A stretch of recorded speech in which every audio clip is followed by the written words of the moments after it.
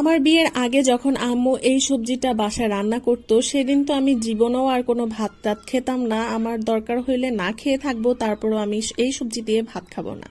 বিয়ের পর যখন হাজবেন্ড প্রথম এই সবজিটা নিয়ে আসলো তখন তো আমার অবস্থা হালুয়া। আমি ভাবতেছিলাম যে আমি তো নিজে এই সবজি পছন্দই করি না, উপরন্তু সে নিয়ে আসছে, আমি তাকে কিভাবে এটা রেসিপি করে খাওয়াবো, কি করে খাওয়াবো, এটা তো আমার একদমই পছন্দ না। আর আমিও জানিও না এটা কিভাবে রান্না করতে হবে বা কিভাবে খেতে হবে। আমি আমার হাজবেন্ডকে বলতেছিলাম, খুব রেগে মেগেই বলতেছিলাম যে কেন তুমি এই সবজিটা নিয়ে আসছো, এই সবজিটা আমার খুবই অপছন্দের, আমি এটা একদমই দেখতেও পারি না, আর কি নিয়ে আসছো, আমি তোমাকে কোনো রেসিপি এটা দিয়ে বানিয়ে খাওয়াতেও পারবো না, তোমার যা ইচ্ছা তাই তুমি করো। তারপর আমার হাজবেন্ড বেচারা নতুন নতুন বিয়ে, তখন কি করবে, বউকে তো মানে রাগ থামানোর জন্য সে একটা রেসিপি বানালো। রেসিপিটা দেখে প্রথমে আমি ভাবলাম যে আমি খাবো না, আমার একদমই ইচ্ছা ছিল না যে আমি খাবো না, খাবোই না। কিন্তু একবার টেস্ট করার পর তো সেই রেসিপিটা নিয়ে আমাদের মধ্যে টানাটানি শুরু হয়ে গেল।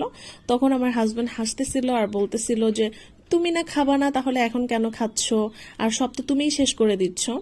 তো এখন আমি নিজেই এই সবজিটা বাসায় নিয়ে আসি, নিয়ে এসে আমার হাজবেন্ডের সেই দেখানো রেসিপি মতোই রান্না করি। আর সত্যি কথা বলতে গরম ভাতে আমার কাছে মনে হয় আমার শুধুমাত্র এটা হইলেই এখন চলে যায়, আর কিছুই দরকার হয় না। ইভেন আমার যে 3 বছরের মেয়ে, ওরও কিন্তু খুব পছন্দের একটা রেসিপি এখন এটা। তো প্রথমে আমি চাল কুমড়ার হাফ নিয়ে নিয়েছি, এরপরে আমি ভালো করে এটাকে খোসাগুলো ছাড়িয়ে নিয়ে চাকচাক করে কেটে নিয়েছি। এরপরে একটা পাত্রের মধ্যে হলুদ, লবণ, মরিচ, ধনিয়া, জিরা সব রকম মশলা দিয়ে এইভাবে কিছুক্ষণ মাখিয়ে নিলাম। চুলায় একটা প্যান বসিয়ে তেল দিয়ে দিলাম। এখন তেলটাকে কিছুক্ষণের জন্য গরম হতে দিব। গরম হয়ে গেলে সেই পাটগুলো দিয়ে দিব। এইটাকে কিন্তু রংপুরের ভাষায় অনেকে পাট ভাজা বলে থাকেন, আমরা তো চাল কুমড়াই বলি। তারপরে এখন আমি সুন্দর মতো এই চাল কুমড়াগুলোকে তেলের সাথে ভেজে নিব। অনেক বেশি কড়া ভাজার দরকার নেই, খুব ব্রাউনিশ একটা কালার চলে আসলেই আমি আস্তে আস্তে পাটগুলো ভেজে তুলে নিব। বিয়ের আগে আমাদের মেয়েদের কত বেশি বাহানা থাকে বাবার বাড়িতে, এটা খাবো না, ওটা খাবো না, এটা পছন্দ না, ওটা পছন্দ না, মানে ফেভারিট জিনিসগুলা দিতে হবে, এইরকম ছিলাম, তাই না? আর এখন যখন মেয়েদের সংসার হয়ে যায় তখন মেয়েরা নিজেরা রান্না করে বলে মায়ের সে দেখানো রেসিপি বা যে কোনো নতুন নতুন রেসিপি তৈরি করে খেতে কতই না ভালো লাগে। আচ্ছা, গল্প করতে করতে আমার চাল কুমড়াগুলো কিন্তু ভাজা হয়ে গিয়েছে। এরপরের বার আমি আরো কিছু চাল কুমড়া দিয়ে এভাবে ভেজে ভেজে তুলে নিচ্ছি। দেখতেই পাচ্ছেন অনেক বেশি কড়া ভাজিনি, সামান্য একটু ব্রাউনিশ লালচে কালার যখন চলে এসেছে তখন তুলে নিয়েছি।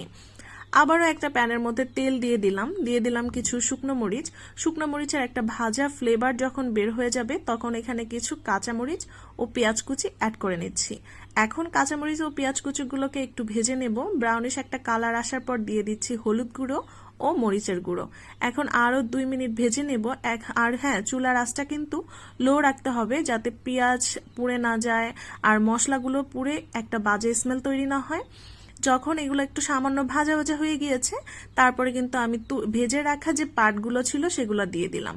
এই রেসিপিটা যে এত মজার হয়, এই যে এই রেসিপির সাথে একটু তেলটা বেশি হয় না, এই তেলটা দিয়ে ভাতটা মাখায়া যদি শুধু একটু পাট ভাজা দিয়ে মুখে লোকমা দেন, এত মজা লাগে বলার বাহিরে।